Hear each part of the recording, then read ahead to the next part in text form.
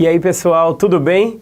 Bom, meu nome é André Cazucas, eu sou um profissional da área do direito, sou advogado, sou especialista em direito público, mestrando em direito constitucional e a gente vai trabalhar hoje a temática dos direitos humanos, uma temática tão cara a diversas provas de concurso, tão cara ao direito, tão cara ao mundo de uma maneira geral, porque hoje a gente vê uma grande intolerância no mundo.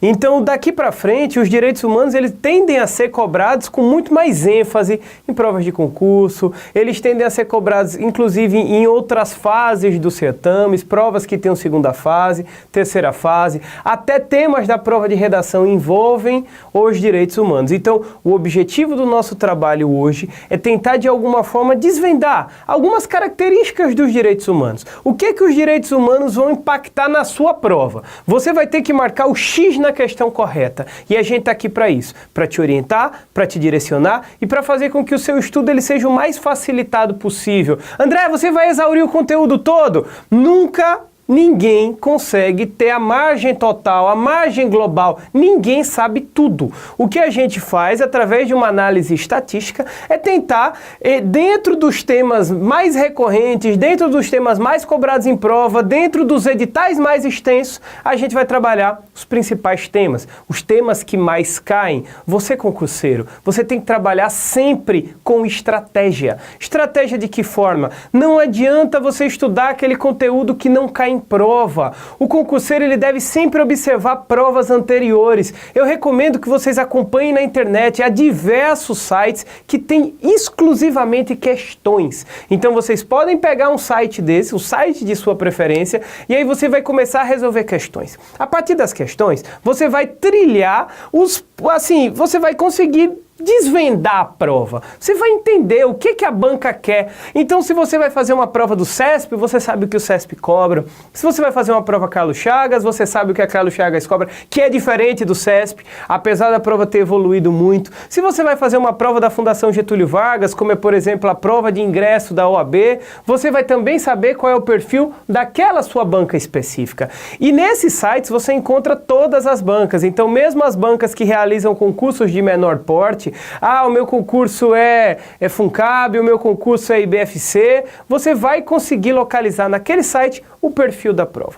Recomendo também que você não deixe acumular o assunto. Então, assistiu a videoaula de hoje, você vai estudar, vai aprofundar. A gente vai sempre recomendar formas de estudo, materiais de estudo. Você vai ter os slides como material complementar. Assista mais de uma vez a sua aula e aprofunde os estudos. Isso é importantíssimo. Você não está competindo só com você mesmo. Você está competindo com outros concorrentes. Outros concorrentes que também são bons. Outros concorrentes que estão na fila há muito tempo. Então não basta ser bom. Você precisa ser o melhor. E a gente vai tentar te preparar aqui para ser o melhor, para que você consiga desenvolver essa prova sem nenhum mistério. Afinal, prova se faz no automático. Vocês vão resolver tantas questões e estudar tanto assunto que quando chegar na hora da prova, vocês já vão saber o assunto. Vocês já vão resolver, já vão ter visto a maioria das questões. Não vai ser um mistério. Vocês vão resolver as questões com muito mais naturalidade. Quando você treina com dificuldade, o jogo vem com naturalidade. Então, o nosso jogo é a hora da prova. A gente precisa de estratégia de treinamento e estratégia de resolução de prova. Estudem todos os dias, revisem sempre o conteúdo e vamos lá, vamos para frente. O nosso objetivo hoje é zerar uma parte do assunto de direitos humanos. O que foi que eu fiz e como foi que eu pensei em formatar o nosso curso? O nosso curso ele vai ter dois grandes blocos. O primeiro bloco, das duas primeiras aulas de hoje, elas vão tratar sobre as características dos direitos humanos, a definição dos direitos humanos. E ela vai trazer, de uma forma geral, toda a análise da evolução histórica dos direitos humanos, a afirmação dos direitos humanos, os tratados internacionais de direitos humanos, a sua incorporação, Tribunal Penal Internacional, as dimensões dos direitos humanos, e daí por diante. Então, esse é o primeiro bloco de assunto. O segundo bloco, que deve compreender a terceira e a quarta aula, a gente vai trabalhar especificamente sobre os sistemas de proteção aos direitos humanos. Então a gente tem o Sistema Global de Proteção aos Direitos Humanos, que a gente vai ter o quê? A Declaração Universal dos Direitos Humanos e os Pactos de 1966. O Pacto dos Direitos Civis e Políticos e o Pacto dos Direitos Sociais, Econômicos e Culturais. Os dois pactos de 1966. Além desse plano global, além desse sistema global, nós teremos os sistemas regionais, os 5 sistemas regionais: o sistema americano, o sistema europeu, o sistema asiático, o sistema africano e o sistema árabe. A gente vai pincelar todos esses, mas vai focar, obviamente, no sistema americano de proteção aos direitos humanos. A gente vai trabalhar a Convenção Americana dos Direitos Humanos, o Pacto de São José da Costa Rica, tão conhecido, tão temido para a prova, tão extenso, mas que eu tenho certeza que quando você começar a se debruçar sobre ele, você vai ver que ele não é um bicho de 7 cabeças tão grande. A gente vai estudar a Corte e aí vai estudar a Comissão Interamericana de Direitos Humanos e vai conseguir desvendar um pouquinho desse tema que cai tanto em prova. Então vamos lá, vamos embora, vamos começar. O que é que a gente tem aqui em direitos humanos? Qual a importância do estudo de direitos humanos? E é simples. O que a gente tem, pessoal, é diversos concursos hoje cobram direitos humanos. Antigamente não era assim. Antigamente o que a gente tinha era um concurso ou outro que cobrava direitos humanos. Hoje não. Hoje é diferente. O que a gente tem hoje é quase toda a prova puxa para o lado dos direitos humanos. Então a gente tem provas hoje de tribunais que cobram parte de direitos humanos. A gente tem as provas de concurso de polícia que cobram direitos humanos, seja polícia militar, seja polícia civil. As provas de carreira fim do mundo jurídico, todas elas cobram direitos humanos. E a gente tem também a prova de ingresso, a prova de exame da OAB, que também cobra direitos humanos. Além disso, senhores, o que é que eu recomendo?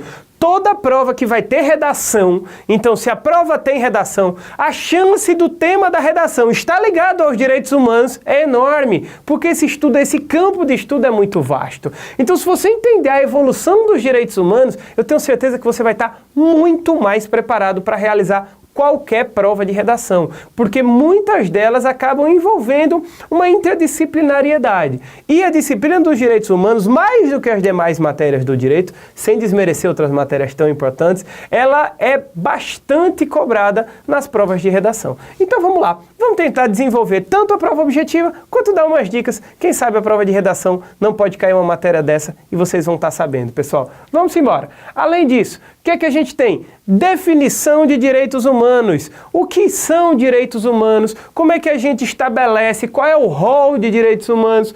O que é que a gente tem, pessoal? Os direitos humanos são direitos inerentes a todos os seres humanos, independentemente de raça, sexo, nacionalidade, etnia, idioma, religião ou qualquer outra condição. Então, os direitos humanos, eles são baseados no princípio da inerência. O que é o princípio da inerência? Os direitos humanos, eles existem simplesmente em razão da pessoa humana. Então, os direitos humanos, eles se fundamentam na pessoa humana. Essa pessoa humana que tem uma dignidade especial. Que dignidade especial é essa? A dignidade da pessoa humana. Então, a dignidade da pessoa humana é um valor importantíssimo no ordenamento jurídico brasileiro e em outros ordenamentos jurídicos. Todos os princípios dos direitos humanos, todas as normas, as regras envolvendo direitos humanos, elas têm como base a dignidade da pessoa humana. Se a gente pegar a Constituição Federal, a gente vai ter lá no artigo 1º, inciso 3º, que um dos fundamentos da República Federativa do Brasil, lembre-se, artigo 1º, a República Federativa do Brasil, formada pela união indissolúvel dos estados, municípios e do Distrito Federal, possui os seguintes fundamentos, inciso 3º, a dignidade da pessoa humana. Então, já no primeiro artigo da Constituição, ela traz a dignidade da pessoa humana como um valor importantíssimo, porque além dela ser uma norma jurídica, ela orienta a produção de outras normas, ela é normogenética. Então, concurseiro, você que está aí, coloque aí que a dignidade da pessoa humana, ela é normogenética, porque ela orienta a criação de outras normas. Além dela ser uma norma que já pode ser diretamente aplicável, ela orienta outras. outras. Então, diversos artigos lá previstos, diversos dispositivos do artigo 5º da Constituição, eles têm uma base, eles têm uma luz da dignidade da pessoa humana que vai nortear todo esse estudo. Então, lembrem-se, dignidade da pessoa humana. André, onde é que eu encontro a filosofia da dignidade da pessoa humana? Você vai encontrar muito no trabalho de um filósofo chamado Immanuel Kant.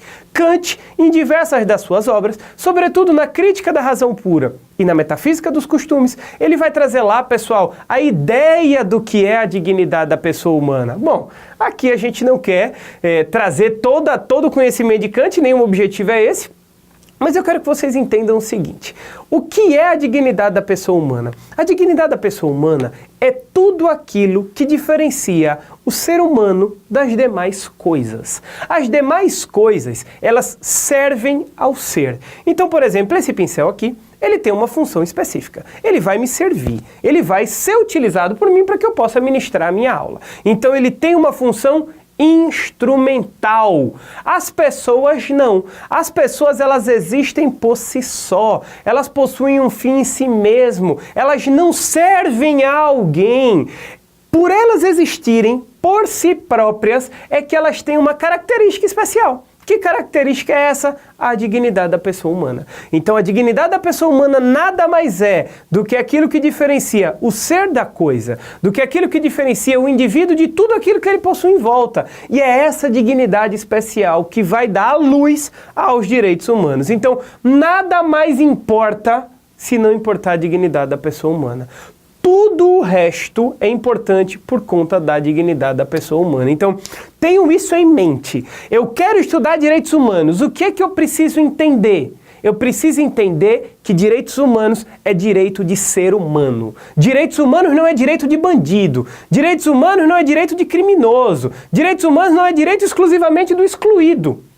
Os direitos humanos são o meu direito. Os direitos humanos são o seu direito. Os direitos humanos são o direito da pessoa que trabalha na sua casa. Os direitos humanos são os direitos do seu patrão. Os direitos humanos são os direitos do presidente da República. Todos nós temos direitos humanos. No momento em que nossos direitos forem violados, nós vamos querer sim que os direitos humanos venham até nós. Não que os direitos humanos se personifiquem. Por que eles não se personificam, senhores? A não ser para proteger minorias, a não ser para proteger excluídos. E aí as minorias, elas merecem sim ser protegidas. Então a gente tem a proteção aos direitos humanos para grupos hipossuficientes. A gente tem a proteção dos direitos humanos para os negros. A gente tem a proteção aos direitos humanos para as mulheres nas relações domésticas. A gente tem a proteção aos direitos humanos para as pessoas com qualquer tipo de deficiência. A gente tem a proteção aos direitos humanos da criança, do idoso, do adolescente, dos grupos vulneráveis, dos transexuais de qualquer natureza, dos homossexuais e daí por diante, pessoal. Então, os direitos humanos, eles vão servir de respaldo para todas as nossas relações, seja na relação cotidiana entre as pessoas, seja na relação entre os países, seja na sua relação doméstica. Então, não subestime os direitos humanos. André, mas eu estou fazendo concurso de polícia e direitos humanos. É direito de bandido? De forma alguma, pessoal. De forma alguma. Entendam que os direitos humanos são direitos de todos nós e você vai ter uma visão diferente desse conteúdo, que ele é tão vasto e tão importante. Vamos embora. Então, quando a gente pega a definição, a gente vai entender que inerentes a todos os seres humanos, independentemente de raça, sexo, nacionalidade, etnia, idioma, religião ou qualquer outra condição. Beleza? Vamos adiante, pessoal. Nomenclatura. Por que eu estou trazendo nomenclatura como um tema importante para a gente trabalhar em direitos humanos? É porque a Constituição, ela traz lá, a partir do artigo 5º, um título que é dos direitos fundamentais individuais. A gente tem a Declaração Universal dos Direitos Humanos. A gente muitas vezes assiste um filme norte-americano ou alguma coisa assim e a gente pensa em direitos civis. Então o que é que eu quero saber? Qual é a diferença entre direitos civis, direitos do homem, direitos humanos, direitos fundamentais e direitos humanos fundamentais? Qual a diferença entre esses termos? Pessoal, direitos civis é a forma como o sistema inglês e o sistema norte-americano chamam os direitos humanos. Então, aqueles direitos individuais, eles são chamados pelos norte-americanos de direitos humanos. Então, direitos civis nada mais são do que os direitos humanos chamados pelos norte-americanos. É claro que lá, pelo aspecto cultural, a ideia que eles têm de direitos humanos é uma ideia um pouco diferente da nossa. É uma ideia que preserva muito mais as liberdades individuais do que as políticas públicas. Isso não significa que não são direitos humanos, pelo contrário, são direitos humanos sim, e a gente vai começar a trabalhá-los. Direitos do homem. Direitos do homem, pessoal, é uma expressão utilizada lá na França. Então, os franceses, o que eles chamam de direitos do homem, nada mais é aquilo que a gente convencionou a chamar de direitos humanos.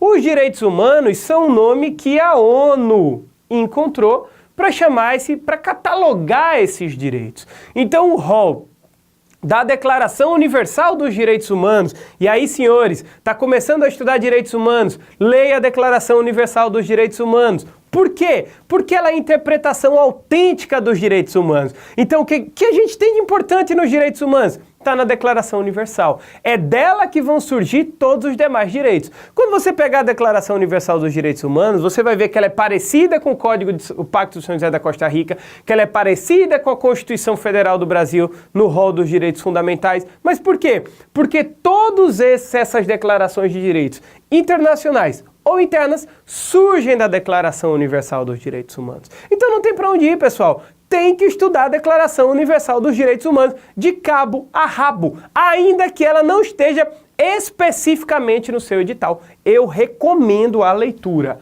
Beleza? Direitos fundamentais, pessoal. A Alemanha utiliza esse termo, direitos fundamentais, mas o Brasil também. Então, o Brasil, na sua própria Constituição, ele colocou lá o nome, ao invés de colocar direitos humanos, ele colocou direitos fundamentais. Por isso que tem autores que dizem que direitos fundamentais são os direitos humanos positivados na Constituição.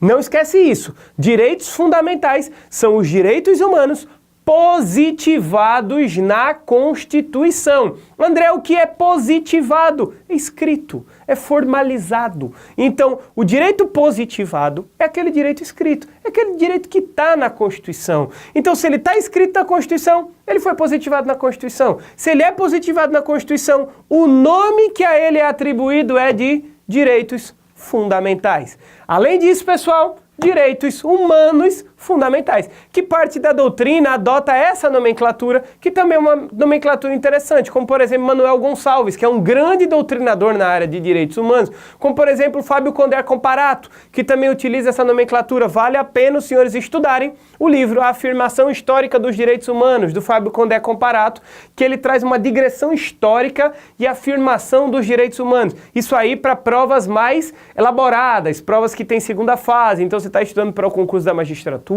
para o concurso de delegado de polícia, você estude o livro A Afirmação Histórica dos Direitos Humanos, do Condé Comparato, que vai valer a pena para a sua prova. Beleza, pessoal? Entenderam? Direitos civis, a forma como se chama nos Estados Unidos. Direitos do homem, a forma como se chama na França. Direitos humanos, a forma como a ONU denomina esses direitos. Direitos fundamentais são os direitos humanos positivados na Constituição brasileira, e direitos humanos fundamentais, parte da nossa doutrina, parte da nossa jurisprudência adota esse termo. André, eu não sei o que é doutrina, eu não sei o que é jurisprudência. Vamos lá, rapidinho. Doutrina, pessoal, é o conjunto dos escritores do direito, a literatura jurídica. Então, há autores de direito civil, de direito penal, de direito constitucional, de direitos humanos. Então, o conjunto daqueles autores que escrevem sobre direitos humanos são a doutrina dos direitos humanos. A doutrina divergente, a quem entenda da forma X, da forma Y, da forma Z, isso é importante, porque o direito vive de dialética, o direito vive do dissenso, nem tudo é consenso. Então a ideia é que a gente tenha mesmo autores pensando de uma maneira divergente, porque só assim se evolui o direito. Isso aqui não é uma ciência exata, isso aqui não é uma ciência absoluta. Então a evolução do direito vai partir a partir desse pensamento diverso. E jurisprudência são as decisões reiteradas dos tribunais. Então, uma decisão só é jurisprudência? Não. Uma decisão é uma decisão, é importante, é um paradigma, mas não é jurisprudência. Jurisprudência são as decisões reiteradas dos tribunais. E quando o tribunal vê que essa decisão é tão reiterada que ele acredita que vai demorar para mudar e ele quer indicar para você, parte, que ele pensa assim, ele cria uma súmula. A súmula nada mais é do que uma indicação do pensamento do tribunal. Ele pega a jurisprudência, que está consolidada, cria um enunciado, escreve a súmula. E aí o que eu vou fazer? Quando eu ler a súmula, eu vou saber o que é que o STJ pensa, o que é que o STF pensa, o que é que o Tribunal de Justiça do Estado de Sergipe pensa, sem precisar entrar com processo, sem precisar pesquisar ação por ação, porque as matérias mais debatidas, elas têm, obviamente, um entendimento já firmado. Então esse entendimento é aplicável ou não aplicável? Por exemplo, pode haver prisão civil por dívida do depositário infiel? Eu vou falar mais pra frente, pessoal. Isso virou súmula. E uma súmula tão importante que é uma súmula vinculante do Supremo Tribunal Federal, a classe mais importante das nossas súmulas.